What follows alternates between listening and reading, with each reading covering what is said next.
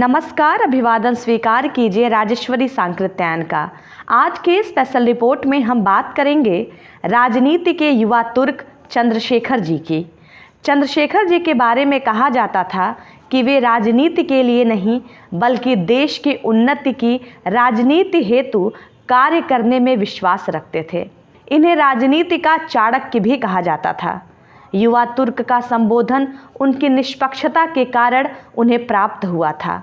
सुयोग्य राजनेताओं में शुमार चंद्रशेखर जी आचार्य नरेंद्र देव के व्यक्तित्व एवं चरित्र से काफ़ी प्रभावित थे। उनका वक्तव्य पक्ष और विपक्ष के सांसद बेहद ध्यान से सुनते थे। चंद्रशेखर जी का जन्म 17 अप्रैल 1927 में पूर्वी उत्तर प्रदेश के बलिया जिले के इब्राहिम पट्टी के एक कृषक परिवार में हुआ था।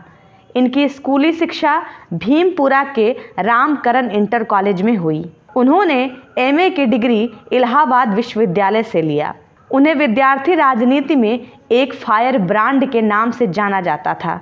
विद्यार्थी जीवन के पश्चात वह समाजवादी राजनीति में सक्रिय हुए। 1962 से 1977 तक वह भारत के ऊपरी सदन राज्यसभा के सदस्य थे। उन्होंने 1983 में भारत की पदयात्रा की, जिससे उन्होंने भारत को अच्छी तरह से समझने की कोशिश की। इस पदयात्रा से इंदिरा गांधी को थोड़ी घबराहट हुई। सन 1977 में जब जनता पार्टी की सरकार बनी तो उन्होंने मंत्री पद न लेकर जनता पार्टी के राष्ट्रीय अध्यक्ष का पद लिया था। सन 1977 में ही वो बलिया जिले से पहली बार लोकसभा के सांसद बने। चंद्रशेखर जी को यंग तुर्क कहा जाता था। उन्होंने लगभग 4260 किलोमीटर और लगभग 6 महीने की यात्रा की। चंद्रशेखर जी ने अपनी भारत यात्रा 6 जनवरी 1983 को कन्याकुमारी से शुरू की थी। उसी दिन जब उनकी पार्टी जनता पार्टी कर्नाटक में सत्ता में आई थी। उन्होंने 25 जून 1983 आपातकाल की घोषणा की 8वीं वर्षगांठ और वह दिन भी जब भारत ने 1983 क्रिकेट विश्व कप जीता था, पर नई दिल्ली के राजघाट में अपने शानदार भारत यात्रा को समाप्त किया। चंद्रशेखर जी ने देश के विभिन्न हिस्सों में भारत यात्रा केंद्रों की स्थापना की और ग्रामीण विकास पर ध्यान केंद्रित करने के लिए हरियाणा के गुड़गांव के भोंडसी गांव में भारत यात्रा ट्रस्ट की स्थापना की। भारत यात्रा केंद्र भोंडसी आश्रम चंद्रशेखर द्वारा 1983 में 600 एकड़ पंचायत भूमि पर स्थापित किया गया था, जहां धर्मगुरु चंद्रस्वामी और धर्मगुरु के सहयोगी अदनान खशोगी का उपयोग करते हैं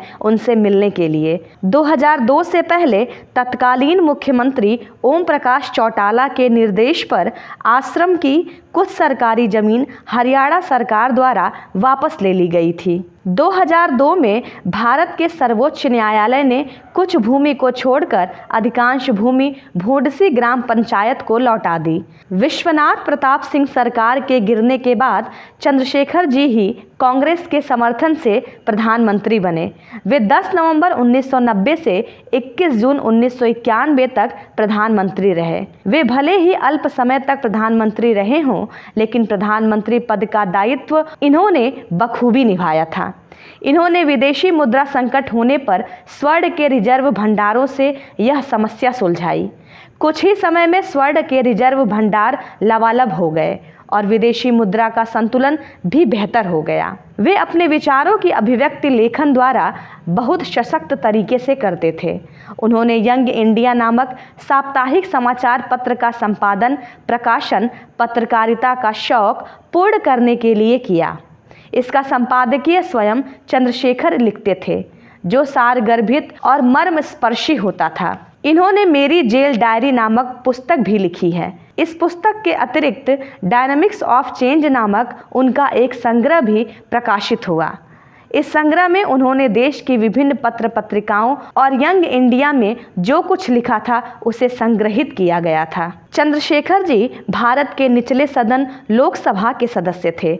उन्होंने यहाँ समाजवादी जनता पार्टी का नेतृत्व किया था। 1977 से उन्होंने लोकसभा के निर्वाचन 8 बार उत्तर प्रदेश के बलिया क्षेत्र से जीता था। सन 1984 में इंदिरा गांधी की हत्या से उपजे आक्रोश के कारण एक बार चुनाव हारे थे। चंद्रशेखर जी को मल्टीपल मायलोमा, एक प्रकार का प्लाज्मा कोष कैंसर हुआ था। 3 मई 2007 को उनको इस रोग के इलाज हेतु गंभीर अवस्था में अस्पताल में भर्ती किया गया। उनकी अवस्था बिगड़ती गई और आखिरकार 8 जुलाई 2007 को नई दिल्ली के अस्पताल में उनका देहावसान हो गया। आप देख रहे थे स्पेशल रिपोर्ट। यदि आपको यह स्पेशल रिपोर्ट पसंद आई हो तो प्लीज़ हमारे चैनल को लाइक, शेयर और सब्सक्राइब करें। राजेश्वरी को सुनने के लिए आपका बहुत बहुत धन्यवाद।